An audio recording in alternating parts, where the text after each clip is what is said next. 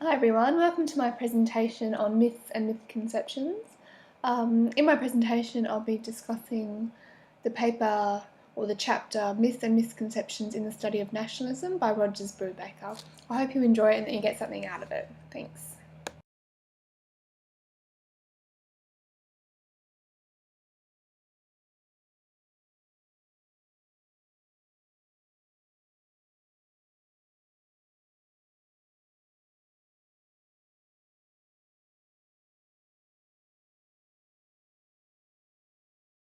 Okay, so there's a number of theories and ways of thinking surrounding nationalism which have emerged, and Brubaker analyses these and critically discusses these in his paper. He finds that a lot of these ways of thinking aren't well rounded, and he picks the various holes with each of them, but also makes some really valid points in terms of not only the negative but also the positive in terms of each of the ways of thinking.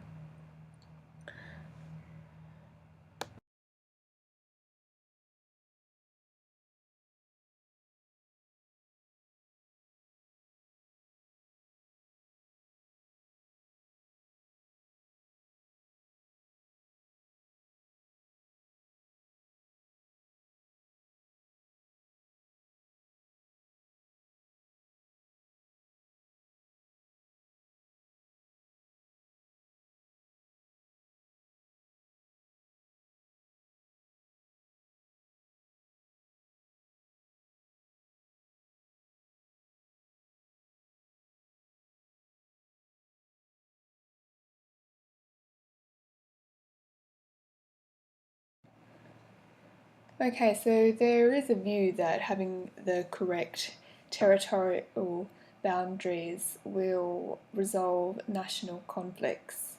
But Brubaker doesn't believe that this is the case, and he alludes that this way of thinking has failed in the past many times. Probably the best example of this is the former Yugoslavia. So when the former Yugoslavia dissolved, there was a number of countries that resulted, and yet there was war between those countries. So this is probably a really good example of, even though there was what was considered to be the correct boundaries for the new countries, it didn't resolve any national conflict. In fact, war broke out, which went on for a number of years.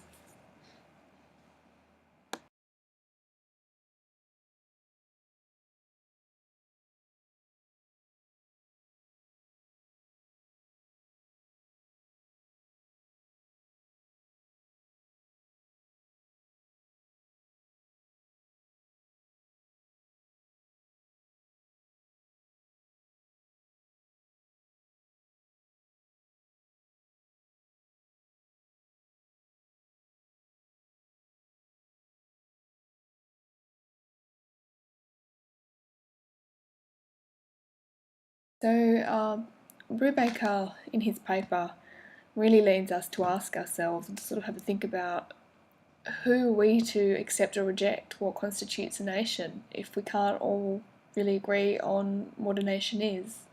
So that was quite an interesting idea, I thought. So really, the way it stands at the moment, for a nation to be accepted as a nation, the rest of the world has to agree that it is. So it's quite a complex idea when the ways of thinking surrounding nationalism and also what constitutes a nation are varied. So I thought that was quite an interesting point that Rebecca makes. Okay, so looking here a little bit into conflicts and nation, and really this is about the idea that having the correct institutional framework can resolve national conflicts, which is something that Brubaker doesn't agree with 100%. And he also goes as far as to suggest that the concern surrounding Europe and the potential conflict between ethnic groups is over-exaggerated. He admits that Yugoslavia, as we've talked about, was a country which experienced civil unrest, but he argued that this was due to historical tensions rather than difference of views over nationalism.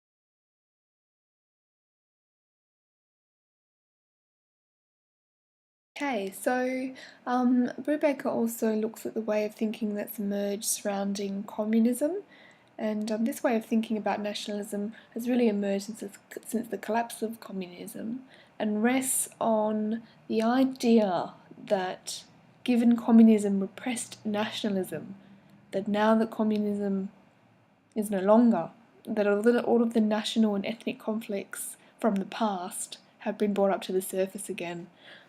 So that's a view that Brubaker rejects somewhat, and there's two reasons for this. The first reason being that he believes that it's opportunistic and politically motivated for certain people to stir up past national conflicts. And the other reason is that he doesn't believe communism repressed nationalism to the extent that what is commonly believed. He actually believes that communism influenced nationality because it gave common ground to people to identify, themselves as having something shared, whether that be territory or ethnicity. So it's an interesting way to look at the concept of communism in relation to nationalism.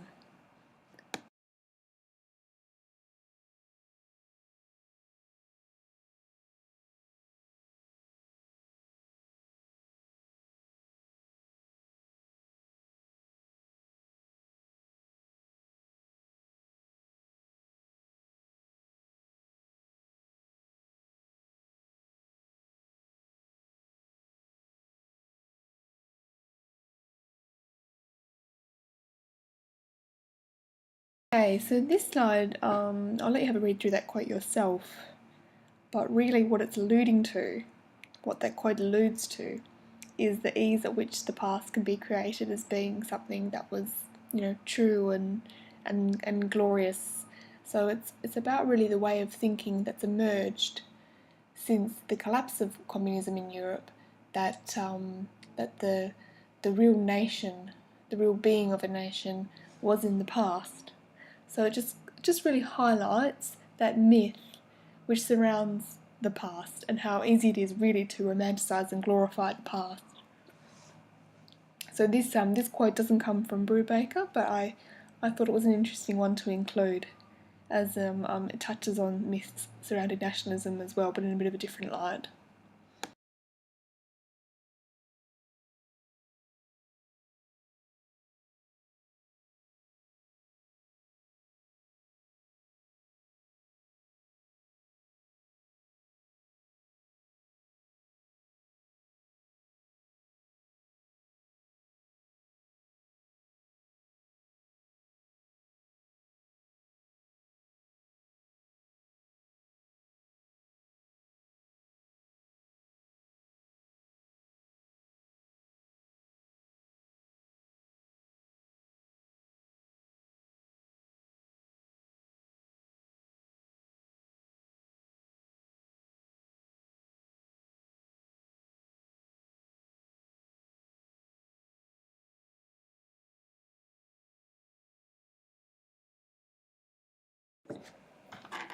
Okay, so politicians also use nationalism as a way to forward or gain political ground, and Brubaker talks a bit about the myth of the us and them concept. And this is because there's not always clear boundaries or clear divides surrounding particular groups. So, when we consider, mixed marriages and migration and intergenerational assimilation, it's not easy to sort of refer to one group of people as being us when there's blurred lines, basically. I thought the conflict in Ukraine and Russia is probably a good example of this. There's people in the Ukraine who are actually pro-Russian supporters. So, the Ukrainian president, if he's talking about us, who's he actually talking about? Us, the Ukrainians, and the pro-Russian supporters that are residing within his country. So I think this slide really, what I'm trying to do here is highlight how it's not as easy to think about a nation as us or as one whole. It's that camaraderie that politicians quite often try and muster is not a clear cut case. because there's so many different things that constitute a nation, really. Okay, so just in summary, nationalism and the idea of a nation is quite a hard thing to really explain explicitly. There's not really one theory that can, explain nationalism, and certainly, people are always going to have disagreeing ideas, varying ideas about what constitutes a nation and what nationalism is. So I think what's really important is that as a student of media and nation, that we critically examine those views and those ideas that have emerged and have a bit of a think about why they might have emerged when they did. So that's it. I hope that you've got something out of my presentation, maybe a few key points and ideas. Feel free to contact me if you have any questions or comments. Thanks very much for your time.